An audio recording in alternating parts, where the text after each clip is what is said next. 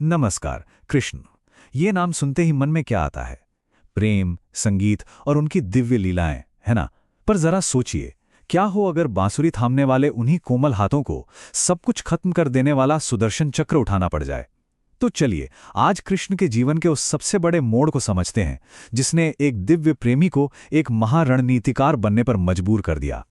देखिए, एक तरफ हैं कृष्ण, वो दिव्य प्रेमी जिनकी बांसुरी की धुन पर पूरी दुनिया नाच उठती थी, और दूसरी तरफ है वही कृष्ण, एक दिव्य रणनीतिकार जिनके एक इशारे पर इतिहास की धारा ही बदल जाती थी। तो सवाल ये है कि ये बदलाव हुआ कैसे?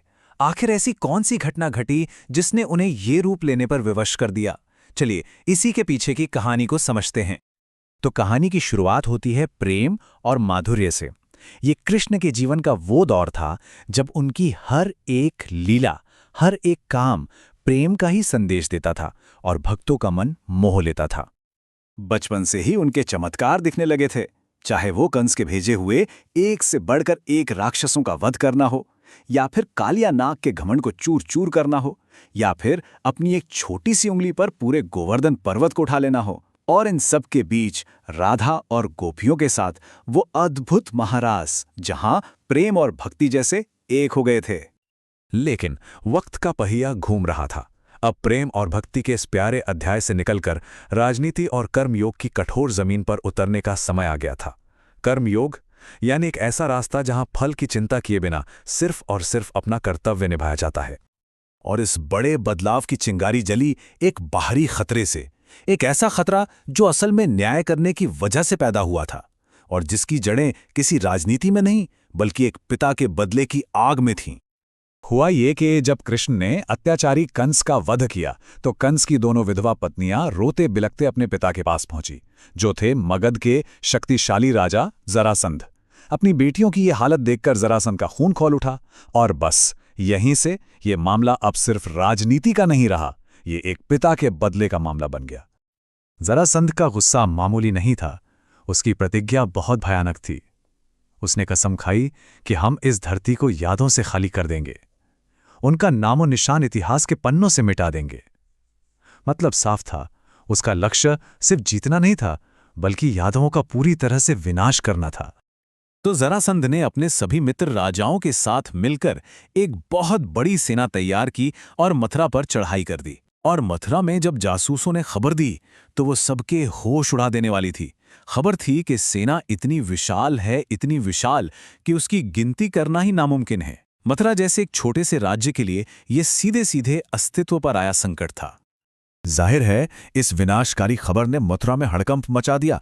राज्य का अब क्या होगा, ये फैसला करने के लिए फौरन एक इमरजेंसी सभा बुलाई गई। हार तो लगभग तय लग रही थी। तो अब सवाल यह था कि सही रास्ता क्या है? क्या जिंदा रहने के लिए दुश्मन के आगे झुक जाएं, या फिर अपने सम्मान के लिए एक आखिरी लड़ाई लड़ें, भले ही उसमें जान क्यों ना चली जाए? मथुरा के बड़े बड़े नेता इसी दुविधा में फंस गए थे। सभा में दो अलग अलग आवाजें उठने लगे। एक तरफ कुछ लोग थे जिनका कहना था कि शांति के लिए संधि कर लेना समझदारी है, ये कोई कायरता नहीं है। तो वहीं दूसरी तरफ कुछ योद्धा थे जिनका तर्क था कि अपने कर्तव्य के लिए लड़ते हुए मर जाना हार नहीं बल्कि गर्व की बात है। ये प्रैक्टिकल सोच और धर्म के बीच एक सीधी टक्कर थी। जब बहस बहुत गर्मा गर्म चल रही थी, तब एक ऐसी दलील सामने आई जिसने पूरी चर्चा का रुख ही मोड़ कर रख दिया।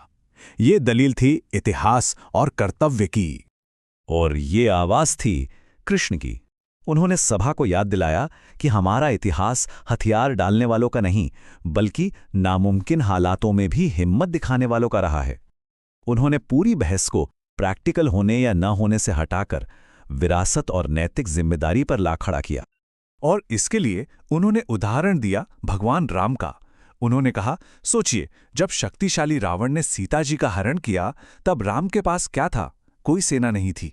फिर भी उन्होंने अपने कर्तव्य का पालन किया, उस जमाने की सबसे बड़ी ताकत से लड़े और जीते। उन्होंने समझाया कि असली जीत कर्तव्य पूरा करने में है, इस हिसाब किताब में नहीं कि जीतने के चांस कितने हैं। बस भगवान राम का उदाहरण सुनते ही सभा में एक नया जोश भर गया। सबने एक सुर में फैसला किया, ये हमारे क्षत्रिय धर्म की परीक्षा है, हम अपनी जान देकर भी मथुरा की रक्षा करेंगे। फैसला हो चुका था, युद्ध होगा। लड़ने का इरादा तो पक्का कर लिया, लेकिन एक बहुत बड़ी प्रैक्टिकल प्रॉब्लम थी। इतनी बड़ी सेना का सामना अकेले कैसे करेंगे? उन्हें दोस्तों की, सहयोगियों की जरूरत थी, और यहीं से शुरू हुआ एक बहुत ही जरूरी डिप्लोमैटिक मिशन। तो प्लान ये बना कि पड़ोसी राज्य हस्तिनापुर से मदद मांगी जाए, जहां उनके रिश्तेदार शक्तिशाली कौरव राज करते थे। ये मथुरा की आखिरी और सबसे बड़ी उम्मीद थी। जब दूत अक्रूर जी को भेजा जा रहा था तो कृष्ण ने उनके हाथ पांडवों के लिए एक पर्सनल मैसेज भी भेजा। उन्होंने कहा, मेरे भाइयों से कहना, जब तक मैं हूं उन्हें चिंता करने की कोई जरूरत नहीं, उनकी रक्षा की जिम्मेदारी मेरी है। इससे साफ पता चलता है कि कृष्ण का रणनीतिक दिमाग सिर्फ इस लड़ाई के बारे में नहीं बल्कि भविष्य के गठबंधनों के बारे में भी सोच रहा था। तो अक्रूर जी हस्तिनापुर पहुंचे, राजा धृतराष्ट्र के भव्य दरबार में। माहौल में एक तनाव था, एक औपचारिकता थी, और इस एक मीटिंग पर पूरे मथुरा का भविष्य टिका हुआ था। लेकिन दरबारों में राजनीति चलती है, सीधी सादी बातें नहीं। और वहां थे शकुनी। उन्होंने मदद की इस अपील को एक बिल्कुल अलग ही रंग दे दिया। उन्होंने कहा, सावधान रहना चाहिए, इन यादवों की असली वफादारी तो स्वर्गीय राजा पांडु के साथ थी। इनका इस मुश्किल समय में यहां आना इस सिंहासन के लिए एक चुनौती भी हो सकता है। तो देखिए, मदद की एक सीधी साधी गुहार को कैसे एक राजनीतिक खतरा बना दिया गया। अब सवाल यह है कि शक और साजिशों से भरे इस दरबार में मथुरा को एक सहयोगी मिलेगा या फिर एक और नया दुश्मन।